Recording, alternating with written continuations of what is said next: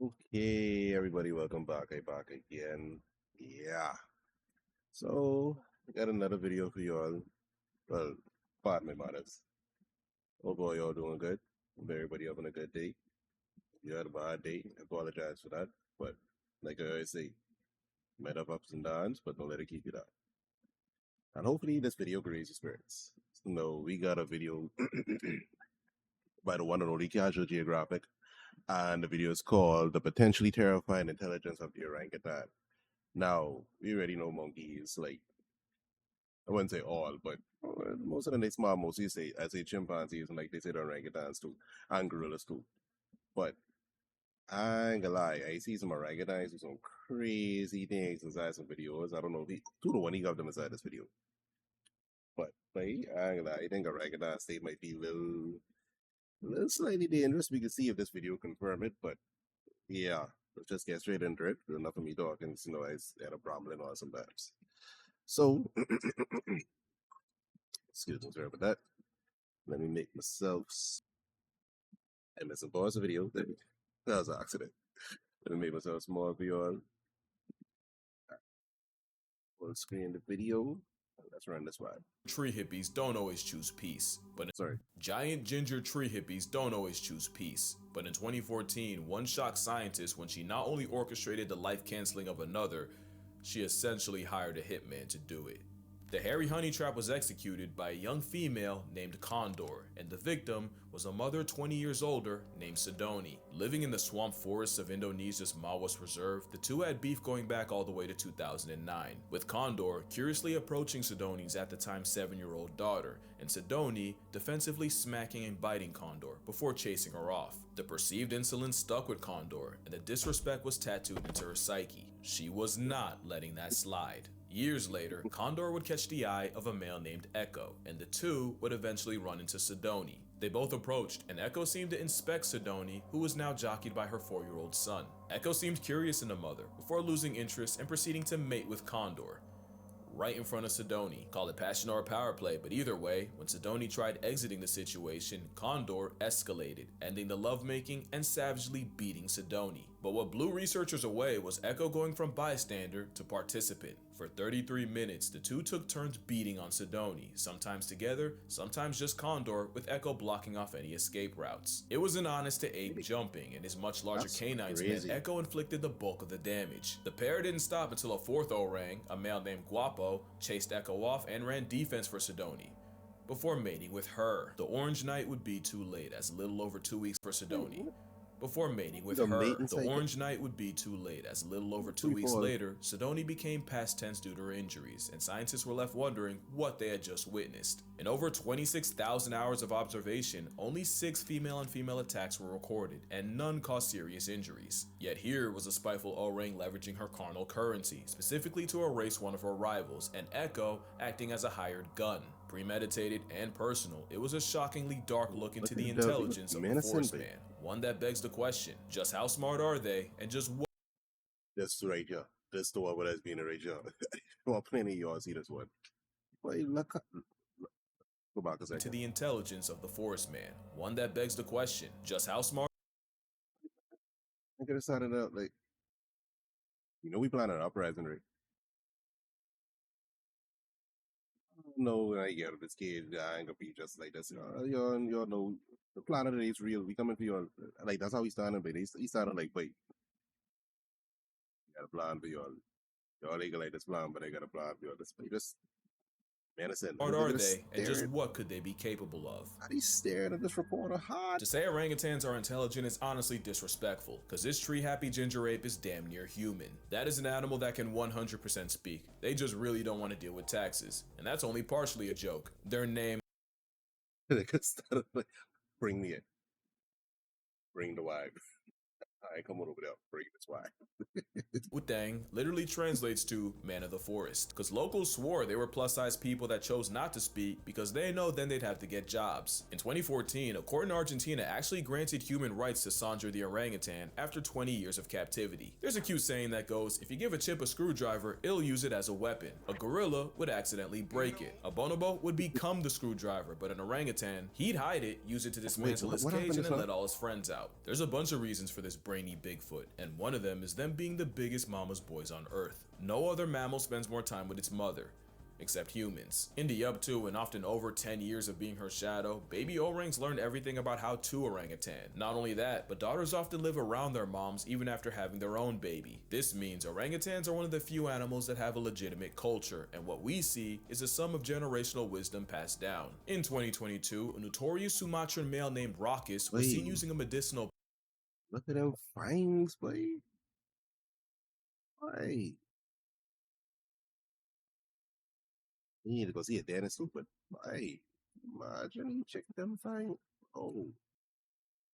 Plan to help heal a face wound he'd gotten in a fight. The 30-something-year-old applied the chewed-up paste of the akar kuning, an anti-inflammatory, antibacterial flowering plant traditionally used to treat malaria and diabetes. Raucus applied the paste for 7 minutes until it covered his wound, and 5 days later, it was completely healed. It's not the first time we've seen animals self-medicate. Parrots will eat clay to detox from all the leaves, and elephants will apparently eat certain plants to induce labor. But what made Raucus so radical is the simple fact that they rarely eat that plant to begin with. There's more evidence of orangs self-medicating with the same plants used by locals, and it's likely this knowledge was taught, and not by humans. Mothers will even teach their young to have the same preferences for food, so that when they get older, they can forage in the same area without directly competing with all the other mother-child pairs. Another thing this citrus simian is smart enough to understand is calculated reciprocity. In this viral video, you see this man Vitali trade snacks with a zoo orangutan. Not only did the hairy haggler refuse until he understood that he'd be getting something back, I swear you can see him check for zookeepers. If it sounds like a stretch, it's scientifically proven this untaxable entity understands the concept. Two orangutans at the Leipzig Zoo in Germany were given 3 different tokens and quickly learned that they could exchange one type for bananas for themselves. The second token type would earn bananas for the other orang, and the third type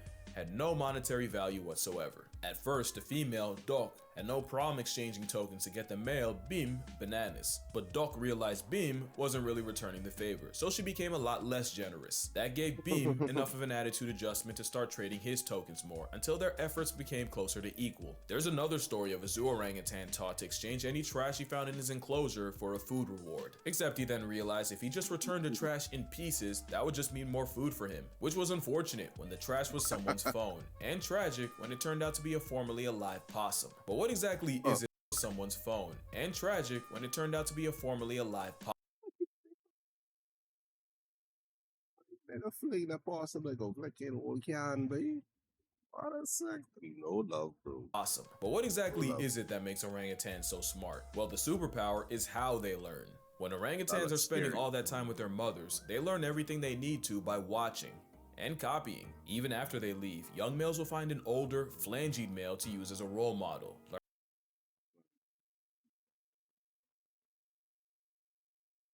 Oh, that's what that is.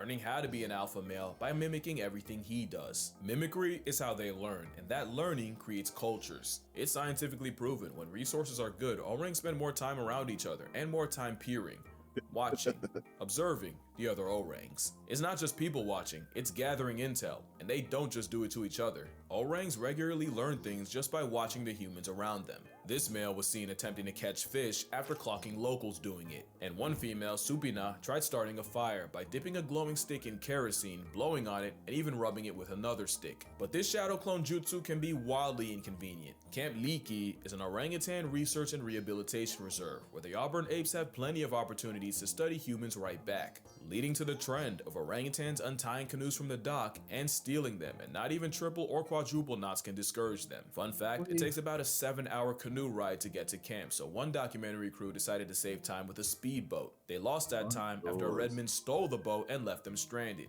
The power of perception has taught Wait, they jacking boats? It done was bad enough they take the paddle boat. They stealing the boat with engine. Driving.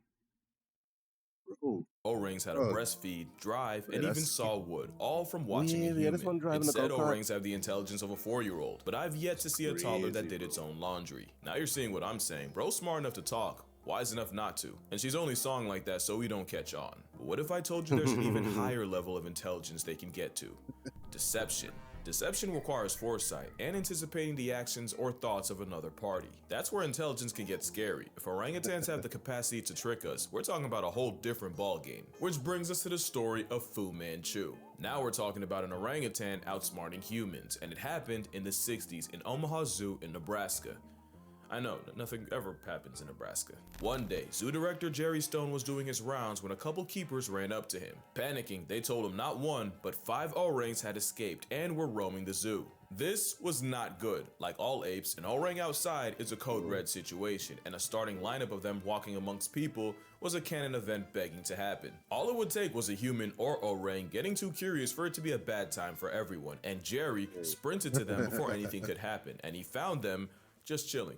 Yeah, Jerry was greeted by 5 fugitives just people watching in the elm trees by the elephant building. Clearly all they wanted to do was visit the zoo like everyone else. But you can't just have several hundred pounds of primate in public unsupervised, so Jerry literally went up the tree, grabbed an orang by the hand, and led them all back to the exhibit with no resistance. Jerry was less gentle with his staff, and let it be known that another mistake like that and someone would get pink slipped straight into unemployment. Clearly Stone made his point, because nothing like that would ever happen again. Until next week, when it happened again. Yup, somehow, some way, orangutan gang got out again. No one got hurt, they actually went to the exact same spot in the trees. But a troop of tangerine men exercising free will is a nightmare for zoo PR, and this time, Jerry was ready to give someone permanent PTO, because no shot someone went through all that school in debt just to not close a furnace door. So imagine what went through Jerry's mind when the tans got out again. But this time, there was a catch. I used to think you'd only hear this line in a movie, but nah, someone actually ran up to Jerry and said, "You gotta come see this." And he wasn't wrong. You see, in the orangutan exhibit, there was a moat, and down at the bottom of that moat was a furnace door. And sure enough, they caught one of the males, Fu Manchu, fiddling with the door. They were watching from a distance so Fu wouldn't see them, but they couldn't see exactly what Fu was doing. All they knew was suddenly the door flew open and Usain Bolt felt a disturbance as these men broke the sound barrier running down to stop them. So now the solution was simple: clear the enclosure of anything that could be used to escape and do it daily. And sure enough, the orang breakouts came to an end.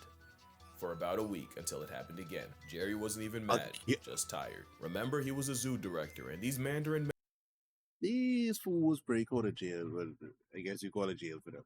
They break out of jail 3 times. 3 times these dudes break out of jail, dog. Should have been ready for the penguins from Madagascar.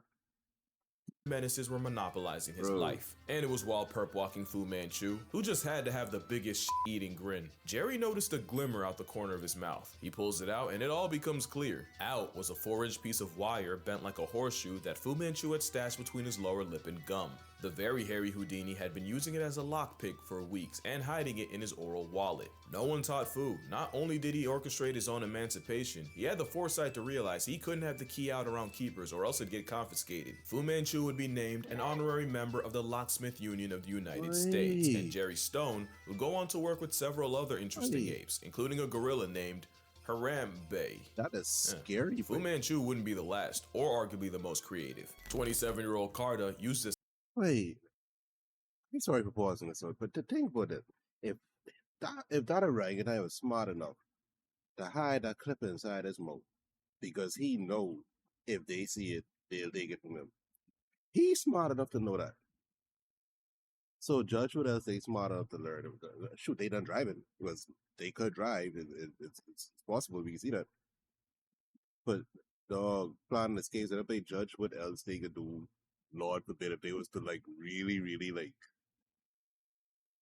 oh, that's crazy, dog. A stick to short circuit an electric wire and then used a bunch of sticks as a ladder to climb out her enclosure. She then just sat and enjoyed the view for 30 minutes until her keepers pulled up with tranquilizers, at which point she just went back in. Last year, Kimbali broke out of an $11 million habitat in Toronto by cartwheeling past a wire barrier. Mind you, that habitat opened up the summer before. Bro flexed on them 11 million ways. The important thing is, in none of these cases do you see an orang get out with malicious intent. Most times they just cosplay as people. But what if one did have beef and use his powers for malfeasance?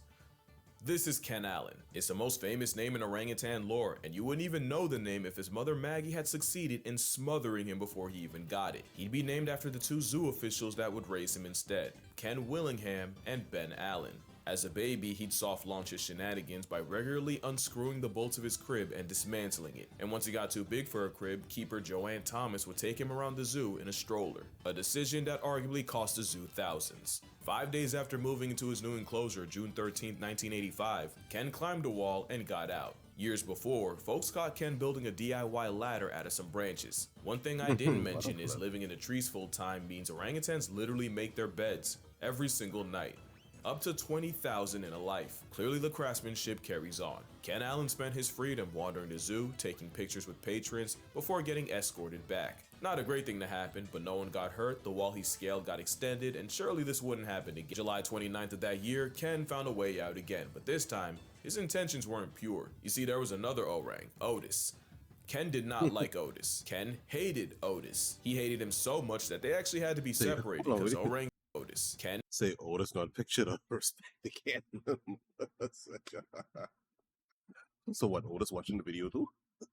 hated Otis. He hated him so much that they actually had to be separated because orangs might be an endangered species, but as long as they are roommates, Otis was an endangered individual. So when Ken escaped a second time, he went straight for Otis's corner and chucked rocks at him. That premeditated stoning put him in solitary confinement, but I'm sure Ken will tell you it was worth it. But the reason for the beef might have been jealousy. Otis was the breeding star of San Diego, with nearly 10 kids and 3 wives. Ken hated him as a concept, so the zoo gave him 4. And of course that backfired, when Ken started teaching them how to disrespect infrastructure too. One day, someone left a crowbar in the enclosure, and instead of using it while everyone watched, he just tossed it aside, like he didn't even care. An actual orang move, except he threw it to a female named Vicky, and she used it to pry open a window and free them both. Also, Otis wasn't the only victim. Apparently, he took offense to a TV crew filming a documentary on gorillas and pelted them with rocks, until he ran out of rocks and started using cannonballs from his colon. Ken was so crafty, employees would only have a chance of studying him if they dressed like regular guests, cause Ken would never incriminate himself if someone in uniform was around. Ken would break out a few more times, never hurting anyone, except Otis. He did once approach a child and mumble, "No one will ever believe you," before walking away. And if you doubt that, your disbelief makes his legacy stronger. His legacy was he cost the zoo over $40,000 in zoo enhancements, undercover surveillance, electric wiring, and even hired rock climbers to find every possible finger, foot, and toe hold. But he likely made Ken is an absolute menace. But they need to just put him in solitary confinement and just leave him there, just feed him regularly. But bro, 88. That's a long time ago. that back and more, with all the PR Ken Allen brought to the zoo, just by being himself. But except for Otis, who, let's be real, must have done something to deserve it, Ken Allen never used his intellect to inflict violence. Bro just wanted a vibe. But what could an orang with a human grudge do? There's a story of an orangutan actor hating his trainer and waiting until the two were alone up in a tree, where Pierre strangled his human op and threw him to the ground. But the only proof is the obscure article I couldn't find a source for. Plus, Wait. Trainer and waiting with a human grudge do. There's a story of an orangutan actor hating his trainer and waiting until the two were alone up in a tree, where Pierre strangled his human op and threw him to the ground. But the only proof is the obscure article I couldn't find a source for. Plus, Pierre was probably in the right. Now, Joe's revenge was more than just a story. Joe was an orangutan that appeared in over 100 movies by 1919. This was a time where there were no laws against capturing, selling, and even killing wild orangutans. Universal Studios would take full advantage, and as cute as he was as a toddler, things changed once he became a teen. There would be several incidents with Joe, including a lawsuit where a security guard claimed Joe had mauled him with over 40 bites. There was another time he escaped, and when police pulled up to catch him, Joe stole an officer's gun. But the most infamous case was Joe breaking out of the Universal Zoo, serving straight chaos for 3 days, and even releasing 15 wolves and his elephant friend Charlie on the way out. But Joe did seem to have a code. Joe, I thought Ken was bad. Joe just looking, but nigga just straight catastrophe. Nigga like, I freaking up everything. Everybody could feel my pain. Oh, does the nigga let out the wolves and he boy the elephant? And for 3 days? Oh, that's it. Not only did he never attack women or children, he'd often defend them. One scene had an actor pretend to spank a child, but because Joe don't play pretend with the little ones, the orang went O-line and leveled the guy. Another scene had Joe's Hey, character help rob a lady, but when good guy Joe saw the villain looming over her, Joe folded his clothes, with him in them. By 1924, Joe was retired from show business after being deemed too dangerous to work with. Yeah, I ain't gonna lie, it's Team Joe over here. But there's an even darker side to orangutans, so dark that I'ma just drop this. Here's an ad while you consider your options. Birute Galdeques is a primatologist and one of the leading experts on orangutans, and in the 70s, she arrived at Camp Liki in Tanjung Puntin National Park, where she was immediately warned by native Indonesians that some male orangutans can find humans attractive and occasionally, physically, and forcefully act on it. She didn't believe it until a male walked into camp one day and violated a female cook, and even multiple people trying to wrestle him off couldn't stop the salacious onslaught. It's now advised that menstruating women either avoid orangs or walk around with a club. So as you can see, orangutans are capable of anything from petty theft and zoo escapes all the way to premeditated census layoffs.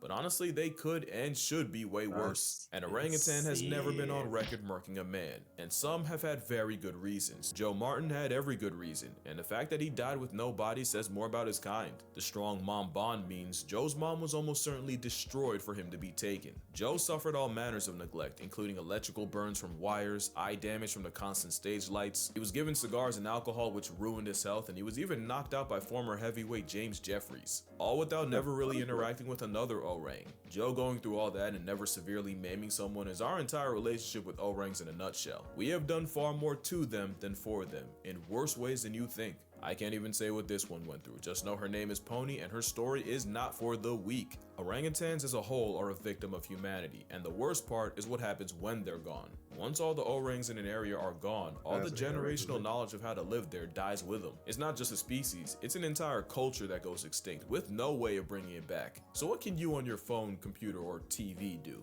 One is obviously support an organization that helps with research and rehabilitation, which is why I'll be donating to Orangutan Foundation International, founded by Galdeques herself. Link down below if you'd like to as well. Also, never support a place that uses orangutans as tourist traps. Any place that lets you pay to play with an orangutan is a huge red flag. But probably the best way is to avoid palm oil. Palm oil is the leading cause of their extinction, and it's in 50% of household products in the West. It's a commitment, but it's looking like we either give up the oil or negotiate the red ape's existence. The choice is yours, just know the orangutans would probably do the same for us. But yeah, that's gonna do it for this video. But first, I wanna thank y'all. If you remember my elephant sanctuary video, then you know that the park actually flooded a month after I visited. A flood that cost 2 rescued elephants their lives. But you guys came through with the donations, and Miss Lek Chyler was so grateful, they actually made a cake with my name and gave it to the elephants. And seeing my favorite animals eating out of my namesake cake would have been impossible without you guys, so thank you all. Hopefully one day I can do the same for Camp Solid. Leaky, but until then, drink water, hug your mother. If an orangutan hits you, apologize, because you deserved it. And I'm gonna see y'all in the next one. Giant ginger tree. That was another good one by the boy Casual Geographic. I ain't like, he's had some good videos for real. But yeah, as he said, that's gonna do it for this video. Appreciate you all for tuning in. If you're new to the channel, I appreciate you joining in. Don't forget to like the video, subscribe, share. Let everybody know. Let everybody know that they can come here, have a good time, relax, enjoy themselves after a long day of work or whatever you're doing. Speaking of long day of work, that's what I got. I ain't gonna lie. But appreciate you all. The link, I'm still in the next one. Y'all be safe, true God.